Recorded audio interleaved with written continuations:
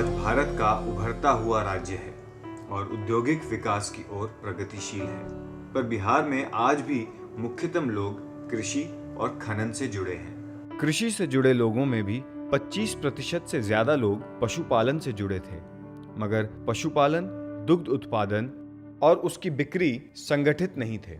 इसी कारण से पशुपालन में मुनाफा कर पाना आसान नहीं था और ज्यादा लोग पशुपालन की ओर आकर्षित नहीं होते थे। पहले हमारे गांव में दूध का उत्पादन तो होता था, लेकिन उसको बेचने में परेशानी होती थी, या अगर बेचना होता था तो बहुत दिक्कत से लोग राजगीर, सिलाव या बाजार के लिए बिहार से जाते थे।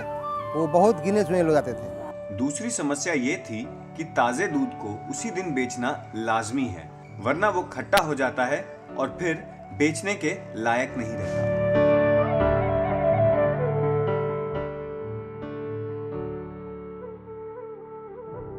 हमारे यहाँ कीड़ा की दवा नहीं देने से बहुत सारी समस्याएं पशु के बारे में आता था।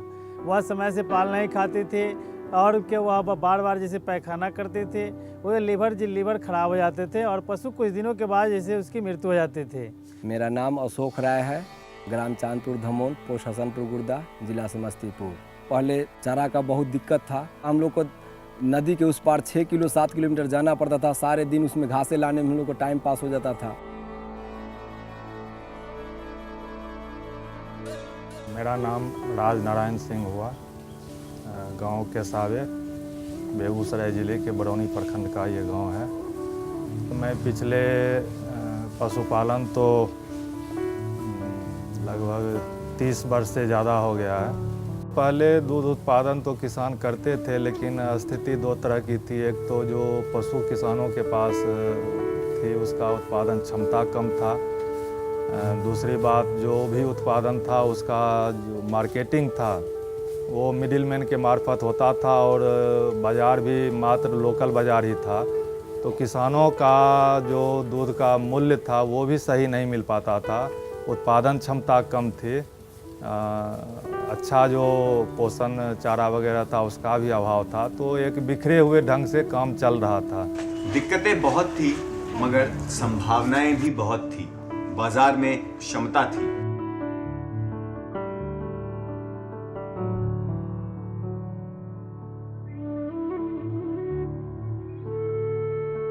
और इन्हीं संभावनाओं के बीच आगमन हुआ एक नई उम्मीद का, आगमन हुआ सुधा का।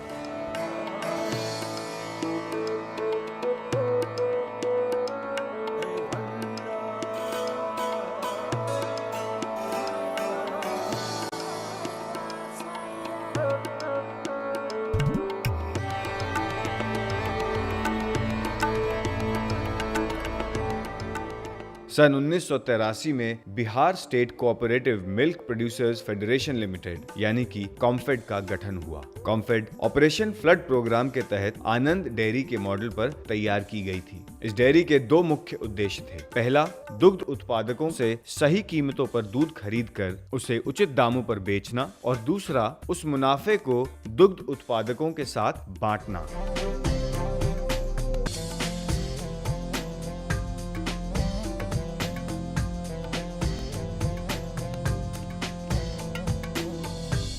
फेडरेशन का कार्य संपूर्ण रूप से सहकारिता पर आधारित है और ये स्तरीय संरचना पर कार्य करती हैं। समितियां दुग्ध उत्पादकों से गुणवत्ता के आधार पर दूध खरीदती हैं और संघ तक यानी कि फेडरेशन तक पहुंचाती हैं।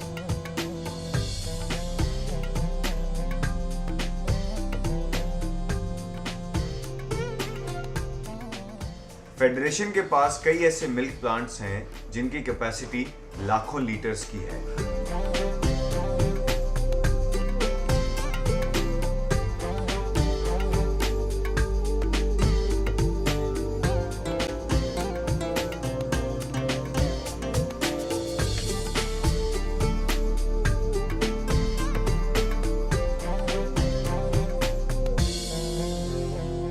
समितियों द्वारा भेजा हुआ दूध इन प्लांट्स में इकट्ठा किया जाता है और फिर दूध को पेस्चराइज करने के बाद चिलर्स में 4 डिग्री टेम्परेचर पर ठंडा किया जाता है। इस ठंडे दूध को फिर टैंकर्स में भरकर या पैकेट्स में भरकर बाजार में बिकने के लिए भेज दिया जाता है।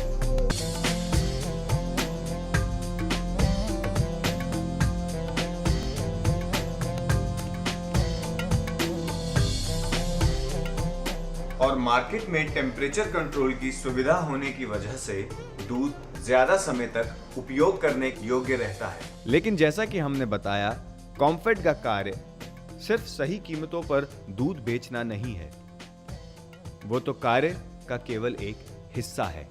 कॉम्फेड का काम है पशुपालकों की संपूर्ण रूप से समृद्धि, जिसके लिए कॉम्फेड हमेशा से प्रतिबद्ध रहा है। जैसे मिल्क कोऑपरेटिव हमारे गांव में खोला और कृत्रिम गर्भाधान द्वारा टोटल अपना ही गाय तैयार हुआ है और लगभग जो है सो हमारा दूध उत्पादन अभी 100 लीटर प्रतिदिन औसत का। जैसे दुग्ध सहकारिता यानी सुधा का यहाँ पर शुरुआत हुई तो दूध का मार्केटिंग सुनिश्चित हो गया और इसके साथ ही दूध उत्पादन बढ़ना शुरू हो गया। अगर आप पूरे ज़िले का आंकड़ा लेंगे तो दूध उत्पादन उसी हिसाब से बढ़ा है। 1987 के बाद ही मेरे गांव की सोसाइटी जो खुली थी 1987 में 25 लीटर प्रतिदिन के हिसाब से, और अभी 2500 लीटर प्रतिदिन इसका संग्रहण हो रहा है। तो मेरा भी और यहाँ के पशुपालकों का भी विकास सुधा के साथ ही हुआ है।